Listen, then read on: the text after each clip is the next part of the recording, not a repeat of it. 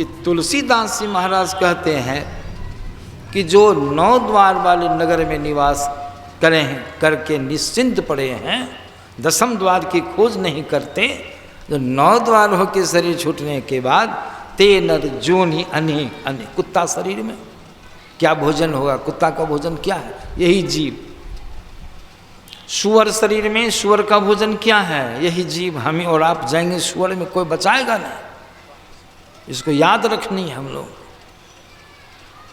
तो भोजन कैसा खाना होगा, कितना कष्ट भोगना पड़ेगा। इसीलिए संत महात्मा लोग कहते हैं कि 9 द्वार वाले नगर से संत लोग कहते हैं अपने आप को ऊपर उठाओ। इसलिए गुरु महाराज की वाणी मैंने सुनाया, तन नव द्वार हो रामा, अति ही मलिन ठामा, त्यागी चढ़ो 10वें द्वारे सुख पाओ रे, वहाँ सुख मिलेगा।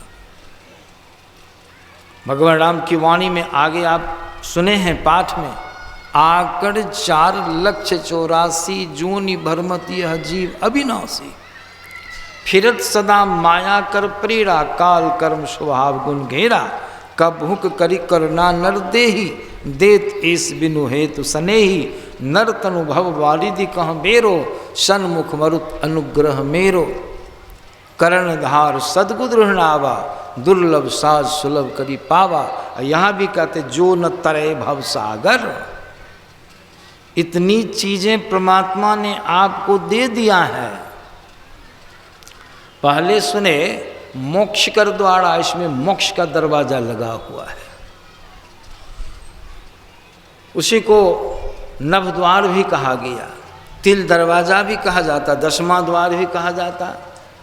तो मोक्ष का दरवाजा वाला शरीर है। संत लोग कहते हैं जो साधन विशेष के माध्यम से, ध्यान भजन के माध्यम से 10वां द्वार को खोल लेता है, वो कहाँ जाएगा? वो अंधकार का पट जो तोड़ लेता है, अंधकार से ऊपर हो जाता है, ब्रह्मांड में चला जाता है।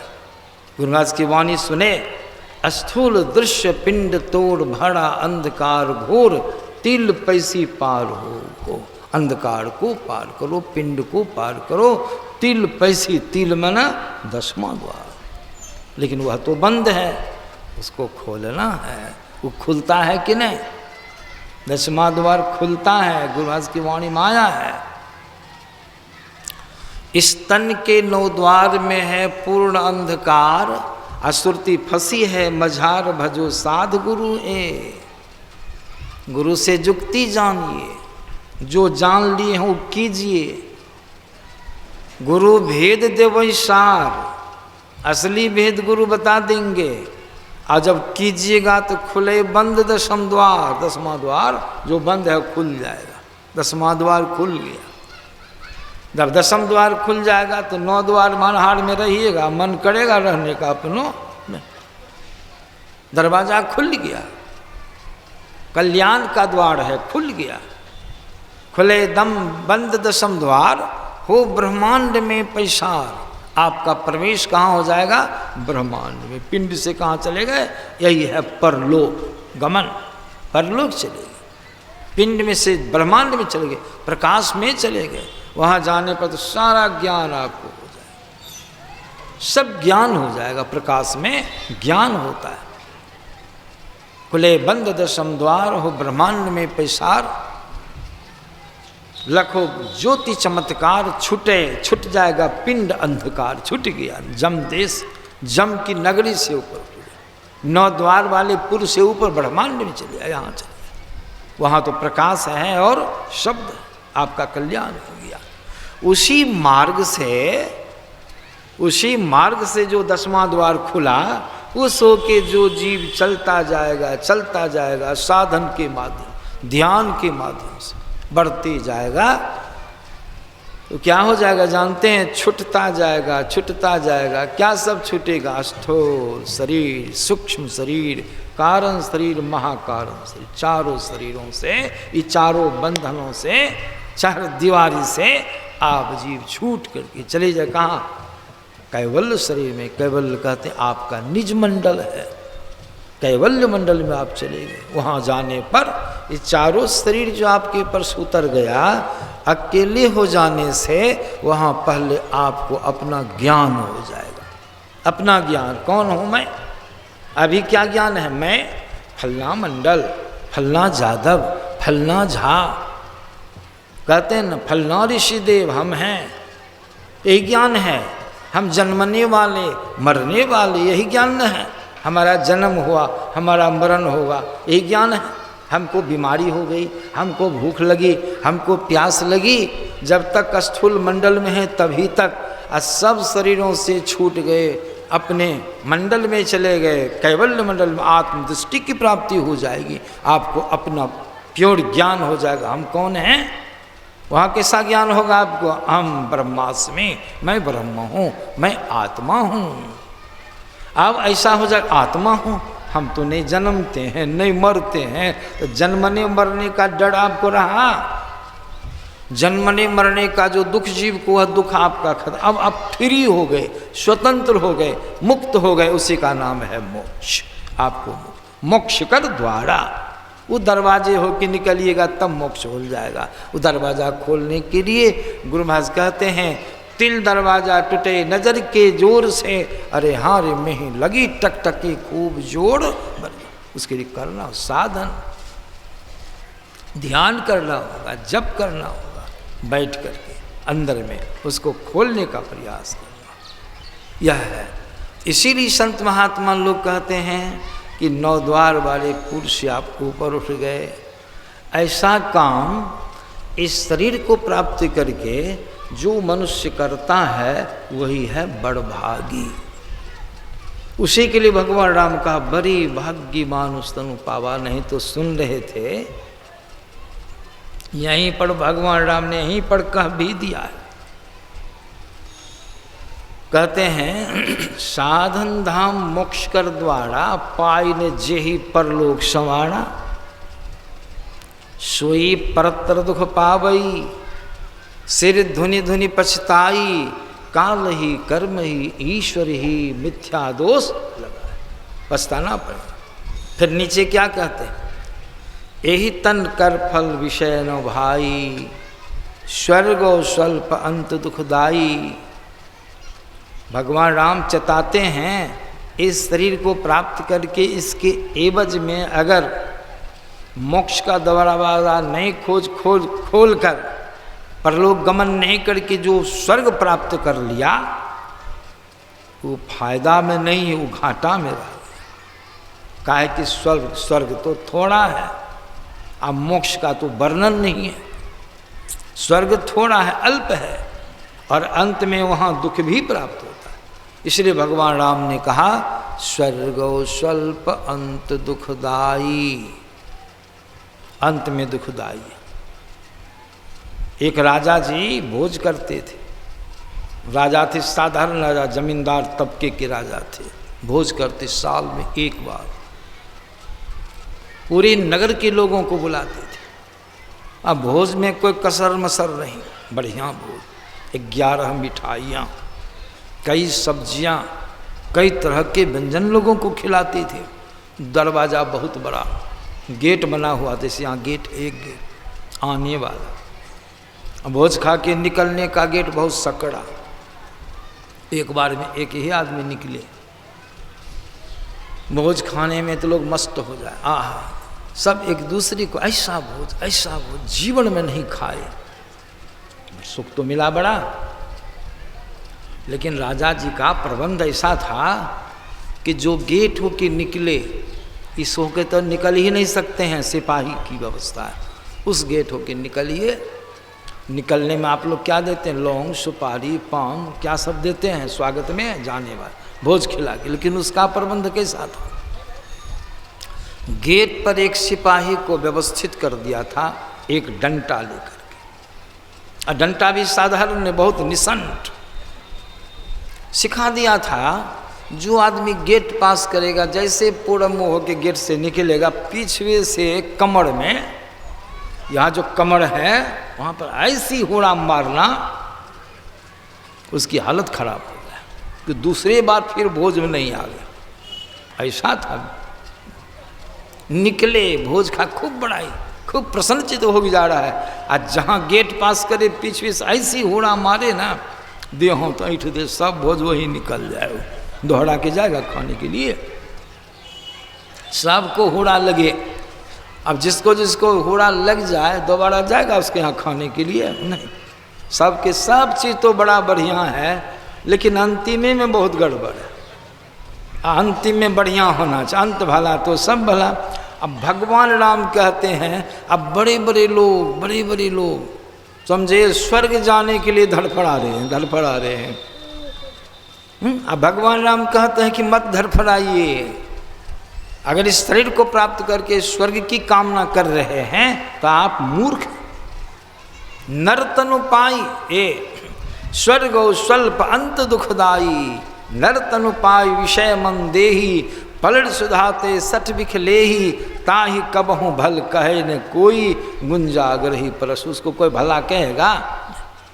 इसलिए अभी सुन रहे थे, सुनहु माँ ते लोग अभागी कौन, हरि तज हो ही विषय।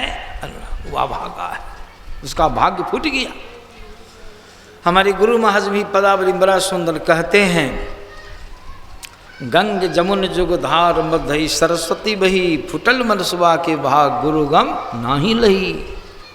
गंगा जमुना सरस्वती का प्रवाह आपके शरीर के अंदर हो रहा है, और उसको छोड़ के मनुष्य बाहर भौंकता है, उसका ज्ञान प्राप्त नहीं, अभागा है, उसका भाग्य फूट गया, इसलिए वो अभागा है। इस तरह से संत महात्मा लोग कहते हैं, यह शरीर मनुष्य का बड़ा दुर्लभ है। यह दुर्लभ शरीर संत लोग तो बार बार मिलने वाला नहीं है, हम लोग को डरना चाहिए। लक 84 भड़म के पोपी अटके आए, अब की पासा ना परे फिर 84 जाए। सूरदास में कहते हैं, भजन बिना बैल बिरानो हुई हो, चारी पाँव दो सिंह गुंगा मुख, तब कैसे हरि गुण गई हो। तब हरि गुण नहीं गा सकते हैं। 4 पाँव मिल जाएगा, 2 सिंह, 1 पूँछ और मुंह गोंगा। बैल शरीर में, गाय शरीर में, घोड़ा शरीर में बोल सकिएगा, कोई दिक्कत भी होगी तो बोलिएगा, नहीं बोल सकते, कोई कष्ट होगा तो नहीं, अपने से कोई कार्य भी नहीं कर सकते हैं। यह सब बात इसलिए सुनाया हूँ ताकि हम लोग को डर हो, समय बीत रहा है। अब जो समय बचा है, गुरु महाराज की वाणी में आया है, समय गया फिरता नहीं, झट ही करो निज काम। शरीर का काम जीवन भर किए, खिला पिला के शरीर को मोटा तागड़ा बना दिए, ऐसा बना दिए कि उठना बैठना भी मुश्किल। ऐसा भी खान पान है। एक सज्जन के यहाँ गए सत्संग करने के लिए, वो आया बैठने के लिए, बैठे ना, एक हाथ पहले ही से कर दिया, करते करते कि धरती पकड़ेंगे तब तक धाई बाजार गिर गया, बैठ गया। बड़ा मुश्किल कि बड़ी मुश्किल उठाने में, 2 आदमी उठाया उसको। वो ले गया, आपने एक दुकान खोला था एक जगह, बाबा थोड़ा मेरी दुकान पर चलिएगा, एक रत्ती घूम फिर लीजिए। नई दुकान खोले, लोग को होता है मन में कि बाबा हैं, जाएंगे, खूब चलेगी दुकान, श्रद्धा है, ठीक।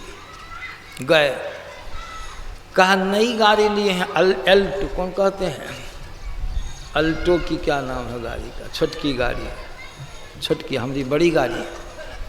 कहा ये नई की नबकी गाड़ी पर चढ़ के जाइएगा बाबा, समझे। हम क्या, अच्छा ठीक चले। गाड़ी पर हम पहले बैठ गए, हमको बैठा दिया, गाड़ी पर बैठा दिया, विद्यार्थी सब भी बैठ गया। वो जो आया बैठने के लिए, गाड़ी पर जो बैठा सीट पर, वही ड्राइव करता हाँकता गाड़ी को, तो गाड़ी एक तरफ कैज हो गया, हाँ उलट जाएगी गाड़ी। क्या हुआ? नहीं कुछ हुआ बा, थोड़ा बैठे हैं ना। अरे आपके बैठने में इतना गाड़ी कैज हो जाती है, क्या कहीं देखते नहीं हैं बाबा हमको। और जहाँ लगाया गाड़ी को, जब उठा उतरा उस सीट पर से, तब ना हम लोग निकलेंगे, तो गाड़ी उनार, हाँ देखिए देखो है, धीरे से, नहीं कुछ होगा बाबा, ठीक। उतरने में चढ़ने में हालत है, इतना न खिलाइए पिलाइए, शरीर तो मोटा तागड़ा हो गया, तो भजन कम से कम अब भजनों तो कीजिए, 10वां द्वार को खोलने का प्रबंध कीजिए, क्या लगता है सो नहीं। तब खा पी के मुष्टंड हो गए, अब फालतू कम ताश नाच डांस सिनेमा बीड़ी गुटखा खैनी खाने में जीवन को अंत कर दे। खाए पिए खूब बढ़िया बढ़िया बढ़िया कपड़ा खूब बढ़िया पिन्हे, लेकिन काम कैसा गंदा कर रहे हैं। ये मालूम है भगवान देख रहे हैं, गुस्सा रहे हैं, भगवान गुस्से में आ रहे हैं। इतना खाया पिया यही काम किया। बाबा कबीर की वाणी सुना देता हूँ, तब अपनी वाणी में विराम दे दूंगा। बाबा कबीर क्या, ऐसे लोगों के लिए बड़ा कटु शब्द का प्रयोग बाबा ने किया। बाबा की वाणी में आया, कबीर बाबा की वाणी में खाए खुराका, खुराक तो बढ़िया बढ़िया लेते हो, खुराक में कसर है नहीं, खाए खुराका अपहन पोशाका। एक एक आदमी को सुने हैं काय 1000 रुपये मीटर का कपड़ा, खाए खुराका पहन पोशाका। इतने भर जो करता है, खाए खुराका पहन पोशाका, जम का बकड़ा पलता है। बाबा के जम का बकड़ा है, बकड़ा पल रहा है, जमराज के वहाँ जाएगा वो, कोई नहीं बचावेगा। खाए खुराका पहन पोशाका, जम का बकड़ा पलता है, जम बद जाती तोड़ई छाती, उससे क्यों नहीं जम की मार। ऐसी मार मारेगा, ऐसी फाइट मारेगा, कहाँ मारेगा सो सोच विचार के नहीं मारेगा, जहें तहें मारेगा। जम बद जाती तोड़ई छाती, छातियों पर प्रहार करेगा, मुंह से खून निकाल देगा। कबीर साहब कहते उससे क्यों नहीं डरता है, और किसी से नहीं डरो, लेकिन अपने जमराज से जरूर तुम डरो, ही सब होगा। इसीलिए संत महात्मा लोग कहते हैं कि अगर आप अपना कल्याण चाहते हैं तो मनुष्य का शरीर, इसमें मोक्ष का दरवाज़ा है। दूसरी जगह भगवान राम ने कहा, शायद ये